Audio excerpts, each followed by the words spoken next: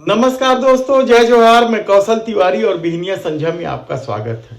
राजनीति का कालचक्र जिस तेजी से घूम रहा है उससे कहीं ज्यादा तेज सत्ता की भूख है और शायद यही वजह है कि बिहार की राजनीति को अपने अनुकूल बनाने के लिए मोदी सरकार क्या गजब का खेल खेल रही है। एक तरफ नीतीश कुमार को पाले में लाने की तमाम कोशिशें चल रही हैं, तो दूसरी तरफ लोकसभा चुनाव की तैयारी भी जबरदस्त है।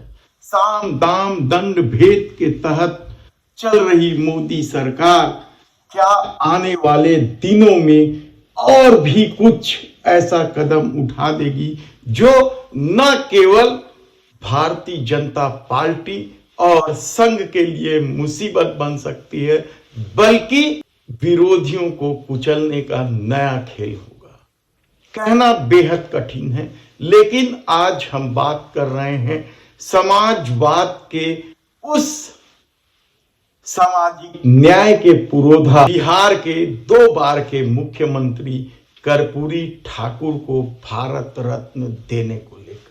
सवाल ये नहीं है कि नीतीश कुमार को लेकर किस तरीके से गाली गलौज की गई। 2 अप्रैल 2023 को अमित शाह ने कहा था कि नीतीश के लिए अब भारतीय जनता पार्टी के दरवाजे हमेशा के लिए बंद हो गए हैं।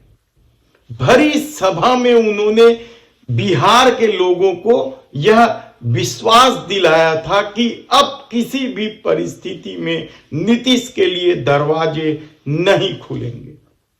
और इसके उलट नीतीश कुमार ने भी क्या कहा था, आप खुद सुन लीजिए। मर जाना कबूल है, उनके साथ जाना हमको कभी कबूल नहीं है। यह अच्छी तरह जान लीजिए, समझ लीजिए, सब बोगस बात है। काहे के लिए बोल रहा है? मर जाना कबूल है, उनके साथ जाना हमको कभी कबूल नहीं है। यह अच्छी तरह जान लीजिए, समझ लीजिए, सब बोगस बात है। काहे के लिए बोल रहा है? लेकिन 2024 में लोकसभा चुनाव जीतना है। सत्ता में बने रहने की भूख इतनी बड़ी हो जाएगी कि वह यह भी नहीं देखेगी कि पूर्व में उसके पार्टी के लोगों ने क्या करतूत नहीं किया है। कर्पूरी ठाकुर एक ऐसा नाम है जो बिहार की राजनीति को एक नए ढंग से सजाने संवारने का काम किया। कर्पूरी ठाकुर ही वो शख्स हैं जिन्होंने पहली बार बिहार में 26% आरक्षण लागू किया। कर्पूरी ठाकुर ही वो शख्स हैं जिन्होंने अंग्रेजी हटाओ के अपने नारे को अंजाम तक पहुंचाया था।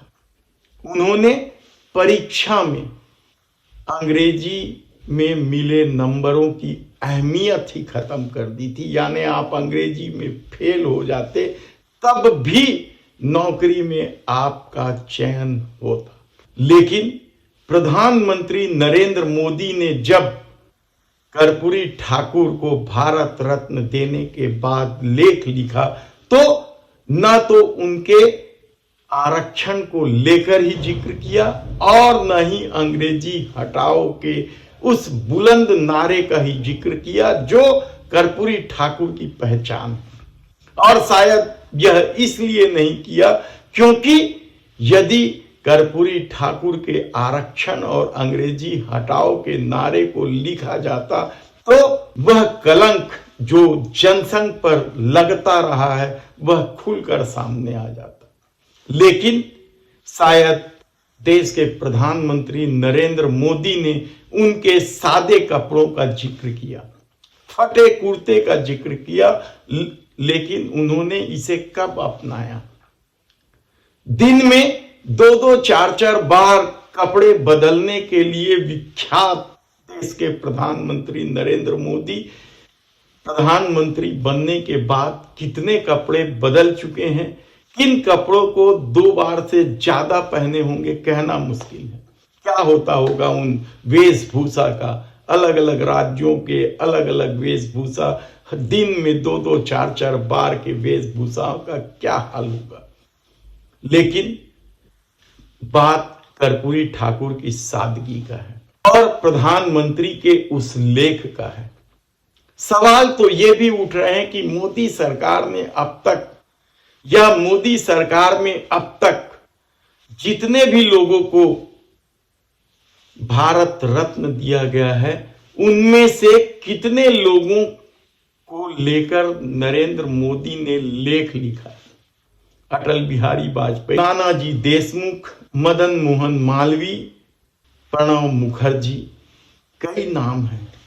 लेकिन पहली बार कर्पूरी ठाकुर पर लेख लिखा, लेकिन वे भूल गए कि जिस लेख में वे कैलाशपति त्रिपाठी का जिक्र कर रहे हैं, जनसंघ के उस नेता का जिक्र कर रहे हैं, उस जिक्र मात्र से कर्पूरी ठाकुर के प्रति किए गए व्यवहार कैसे सामने आ जाते। कर्पूरी ठाकुर एक नाम बस नहीं है, वे सामाजिक न्याय के पुरोधा हैं। उनके जिक्र के बगैर बिहार की राजनीति को समझना मुश्किल है। 2 बार मुख्यमंत्री रहे, लेकिन कभी भी वे अपनी सरकार का कार्यकाल पूरा नहीं कर पाए। वे उप मुख्यमंत्री भी रहे।